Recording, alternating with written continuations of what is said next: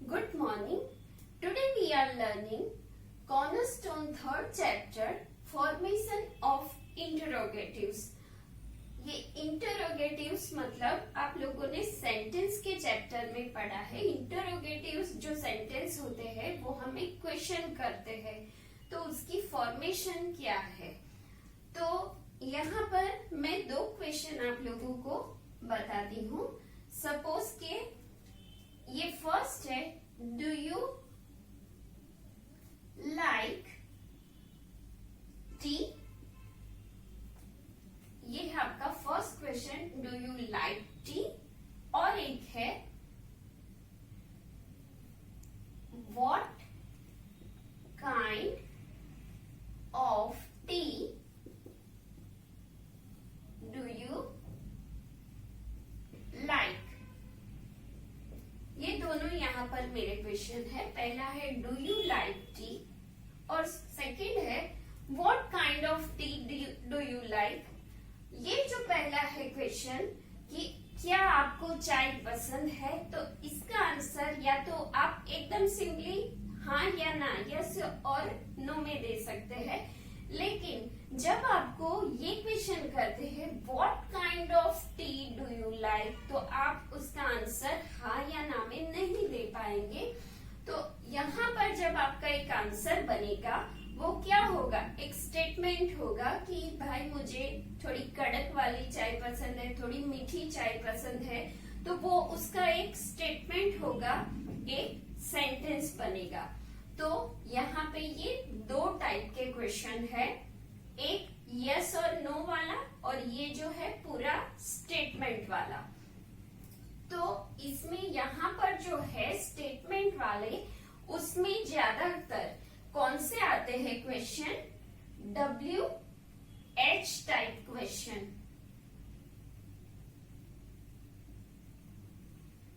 और इसमें हम लोग बोलेंगे यस नो वाले क्वेश्चन। तो यहाँ WH टाइप में जनरली व्हाट, वेयर, विच, फिर व्हेन और एक हम उसमें हाउ भी ऐड कर सकते हैं। उससे जितने भी हम क्वेश्चन करेंगे वो सारे कैसे आएंगे, स्टेटमेंट, उसके आंसर क्या होंगे, पूरे आंसर होंगे। अब मेरे पास और एक यहाँ पर सेंटेंस है, शी हैज लेफ्ट।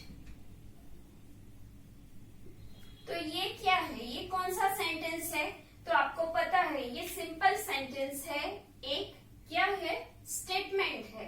तो यहाँ पर ये जो हैज है, हैज हमारा क्या हो जाएगा, हेल्पिंग वर्ब, और शी क्या है, सब्जेक्ट। तो ये हमारा सिंपल स्टेटमेंट है।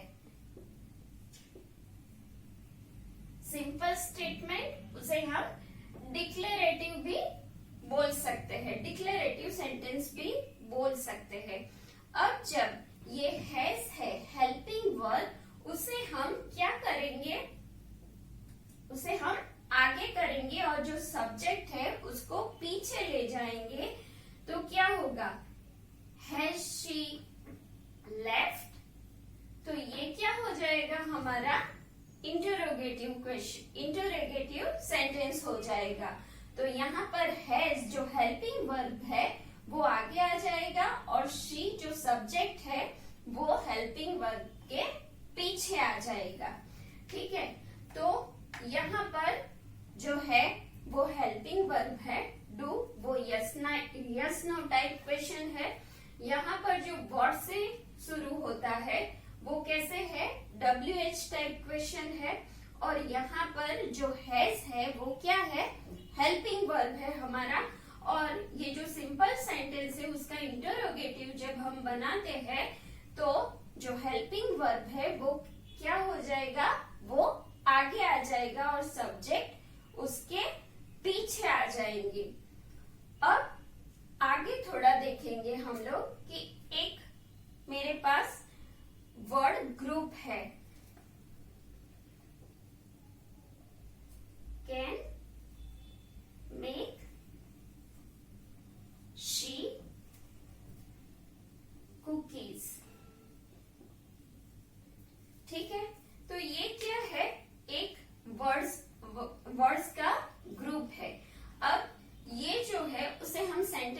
नहीं बोलेंगे क्योंकि it does not give a complete sense. अब हमें इसको रीअरेंज करना पड़ेगा। तो इसे रीअरेंज करने से क्या होगा, तो हम लोग बनाएंगे शी कैन मेक कुकीज।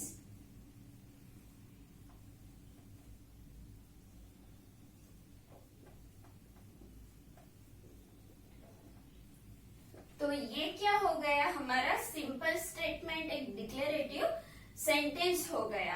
अब हमें इसको इंटरोगेटिव में कन्वर्ट करना है, तो हम क्या करेंगे, यहाँ पर जो हमारा हेल्पिंग वर्ब है कैन, उसको हम क्या करेंगे, सब्जेक्ट के आगे ले जाएंगे और सब्जेक्ट जहाँ पे हेल्पिंग वर्ब है वहां सब्जेक्ट आएगा और जहाँ पे सब्जेक्ट है वहां पे हेल्पिंग वर्ब लिखेंगे। तो क्या होगा, कैन शी मेक कुकीज। तो ये हो गया हमारा इंटरोगेटिव सेंटेंस। तो ऐसे इंटरोगेटिव सेंटेंस की फॉर्मेशन होती है कि जो भी हेल्पिंग वर्ब है, कोई भी वर्ब है, वो आ जाएगा आगे और हमारा सब्जेक्ट हो जाएगा उसके पीछे, और ऐसे हम लोग इंटरोगेटिव सेंटेंस बनाएंगे। Now we are going to the next topic. अब यहाँ पर है आपकी इस चैप्टर की एक्सरसाइज और उसका ए है। तो ये एक्सरसाइज में हमें क्या करना है कि हमें कुछ वर्ड्स के ग्रुप दिए गए हैं। वो कैसे है, सारे वर्ड जंबल है, इधर उधर है, तो हमें उसे रीअरेंज करके एक स्टेटमेंट बनाना है। फिर उसको क्या करना है, हमें इंटरोगेटिव में फॉर्म करना है। ठीक है, तो यहाँ पे सबसे पहला कौन सा है, teacher will excellent she make an. तो इसको हम कैसे करेंगे, पहले होगा शी, उसके बाद आएगा verb helping, she will make an excellent teacher. Okay, तो ये हो जाएगा 6th पे। अब क्या होगा, जब हम उसका इंटरोगेटिव बनाएंगे तो जो विल है हमारा वर्ब, वो कहाँ आएगा, सब्जेक्ट के पहले। तो इंटरोगेटिव हमारा कहाँ से स्टार्ट होगा, विल से। तो क्या होगा, विल शी, सब बाकी का वैसा ही रहेगा, will she make an excellent teacher. Okay, तो यहाँ जो ऊपर सारे नंबर्स है वो स्टेटमेंट के हैं और नीचे जो है वो है हमारा इंटरोगेटिव। तो मैं ये नंबर से सेंटेंस बनाती हूँ। तो सबसे पहले होगा she will make an excellent teacher. Okay, आपकी बुक में उसके बाजू में ही आपको ये दूसरा लिखना है। तो क्या होगा हमारा, यहाँ फर्स्ट है विल, ये हमारा पहले आ जाएगा और शी जो सब्जेक्ट है वो हो जाएगा बाद में। Will she make an excellent teacher.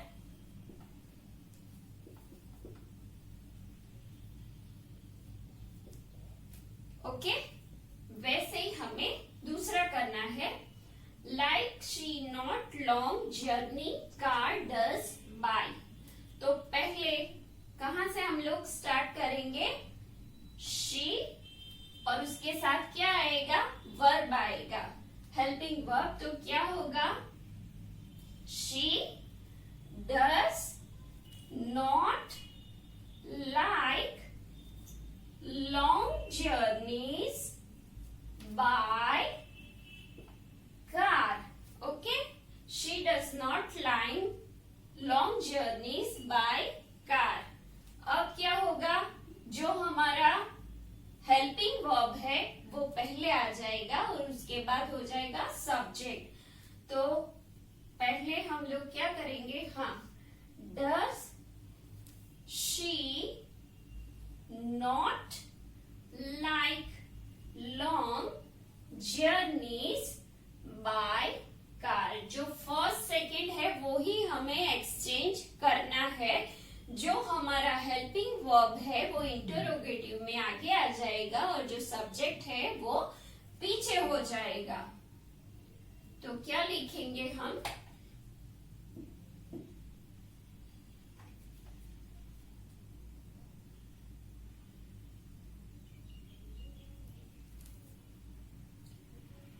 she does not like long journeys by car। ये हो गया स्टेटमेंट। अब इंटरोगेटिव में जो हेल्पिंग वर्ब है डज वो आगे आ जाएगा। Does she not like long journeys by car।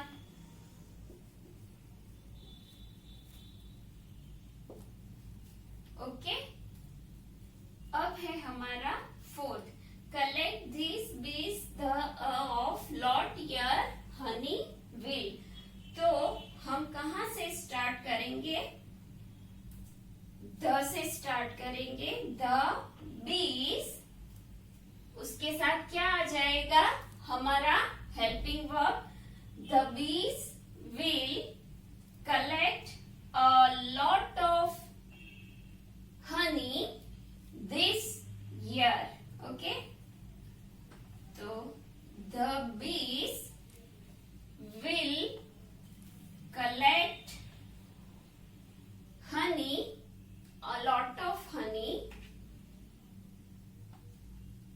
a lot of honey this year, this year। okay, the bees will collect a lot of honey this year। तो ये हो गया हमारा डिक्लेरेटिव सेंटेंस। अब होगा इंटरोगेटिव, तो विल हो जाएगा आगे। Will the bees collect a lot of honey this year। Okay, अब हमारा फिफ्थ है। यहां क्या होगा, the principal did call her to his office. तो क्या होगा, the principal did call her to his office. Okay,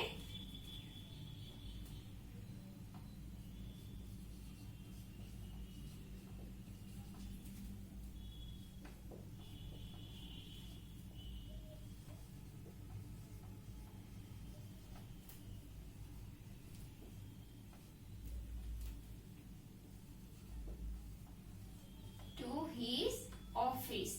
ये हो गया हमारा सिंपल सेंटेंस, डिक्लेरेटिव सेंटेंस। अब इसका हम इंटरोगेटिव सेंटेंस बनाएंगे। तो क्या होगा, डिड आ जाएगा सबसे बिगिनिंग में। Did the principal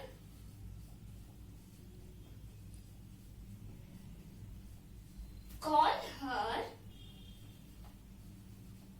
to his office।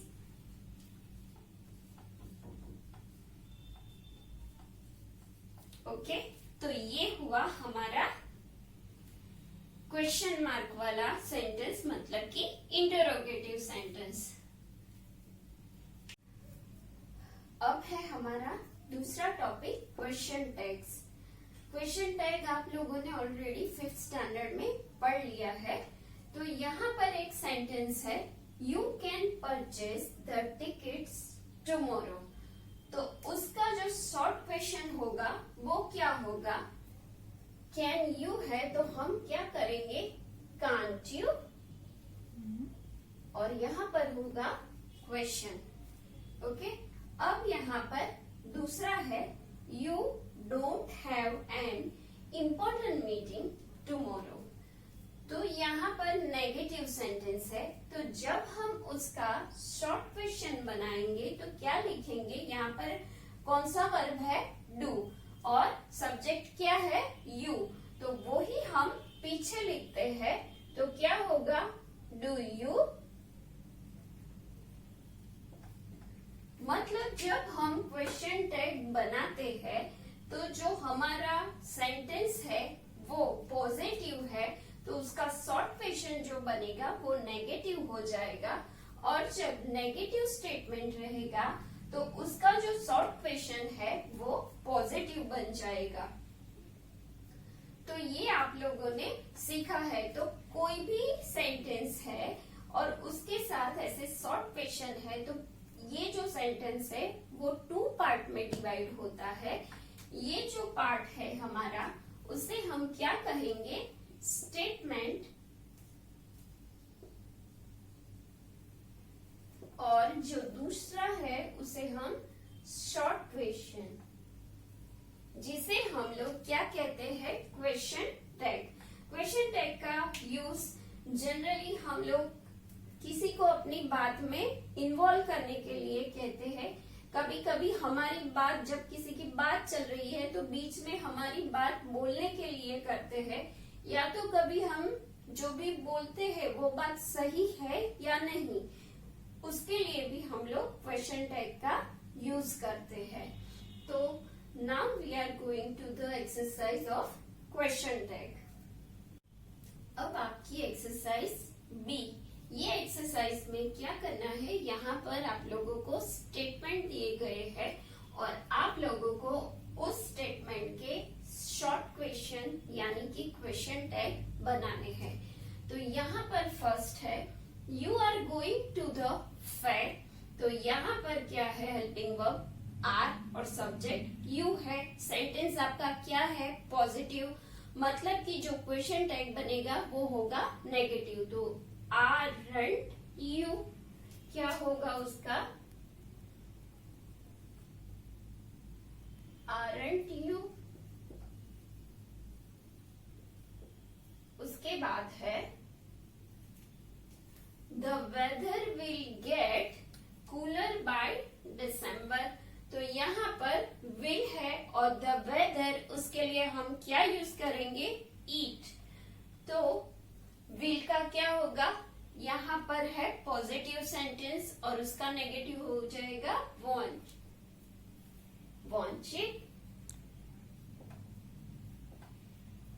और फोर्थ है, they should be cautious about spending. तो यहाँ क्या होगा, शुडंट दे, शुडंट। हमारा वर्ब सब्जेक्ट है दे, तो हम यहाँ दे यूज करेंगे। फिर फिफ्थ है, the train has reached the station. तो क्या होगा, यहाँ पर हैज है और ट्रेन का इट होगा, तो यहाँ पर नेगेटिव बन जाएगा question tag, hasn't it.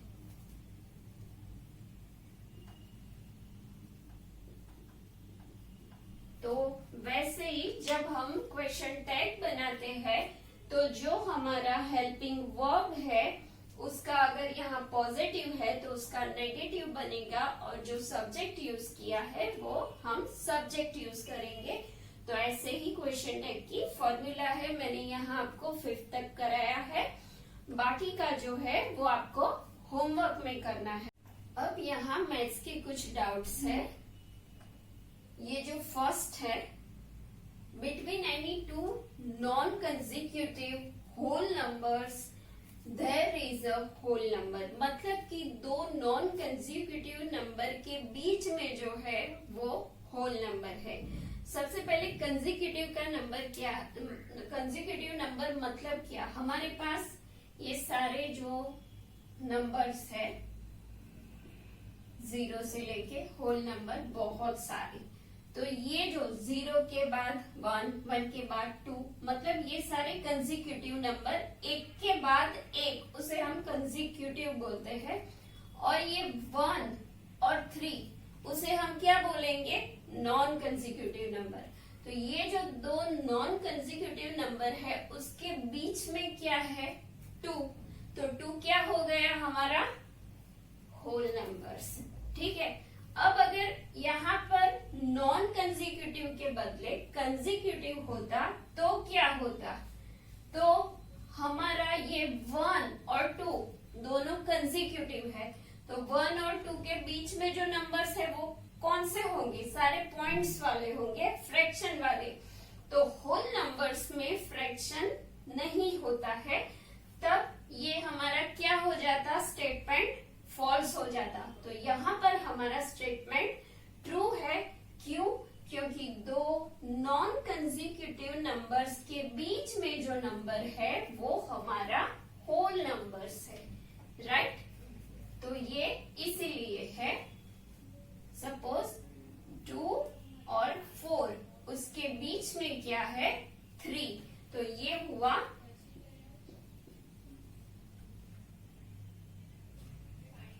whole numbers between